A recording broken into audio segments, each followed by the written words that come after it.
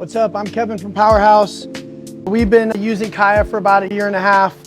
And so we've done a lot of trialing experiments with hydration methodology, emitters, timing, and we've come to a pretty good routine. For us here, we have 6-inch Kaya with 1 emitter. It's all I really have space for in here, so we hydrate with 1 emitter.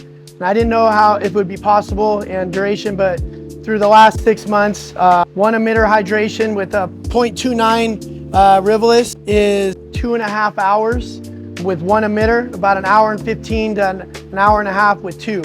So in this case, my first shot is about 1 hour and with the 1 emitter, and it'll be 1/2 hour with 2 emitters. So in this case, we're at 1 hour for the initial shot, and it gets the bag pretty well plump. And then after that, I do 1/2 hour shots. So I'll turn it off for maybe 10 minutes, let the bag expand, and then I turn it on for 1/2 hour, then turn it off for 10 minutes and let it, and then turn it on for 30. And I set this program in open sprinkler, so you could do it manual, I do it automatic. So, and that gets the bag pretty well plump, full. With 1 emitter, you're gonna have a little bit of a slope, obviously, because you only have 1 input source. 2 emitters, it's pretty flat.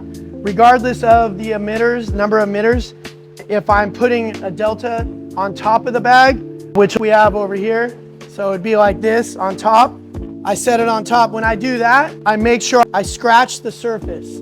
So I'm only gonna scratch maybe the upper 1/2 inch, make sure it's flat. So with 1 emitter, it might be sloped. I'm gonna flatten it out and make sure it's kind of scratched, so that way it's not really a flat, compacted surface for those roots to dive into.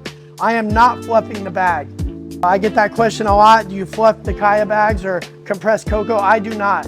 And the reason is I found when I fluffed it, specifically if I have multiple people fluffing that bag, they're gonna fluff, one person's gonna fluff deep, one person's gonna fluff a little different, and I get very inconsistencies in my growing media. If I leave the pot the way it is, the compressed chunk, it's very uniform. Every bag looks the same as long as they are all hydrated. So in that case, with that, you might have an emitter that's slightly slower. You shouldn't, but you might. I feed a little bit past what would be full saturation, so I get a little bit of runoff, and it's not because of trying to flush out salts or anything with Kaya. It's 100% to make sure that every bag is equal. And so in that, then I know that every bag has the same volumetric water capacity. And so from there, requires almost no fluffing, just a little scratch of the surface for that rooting media.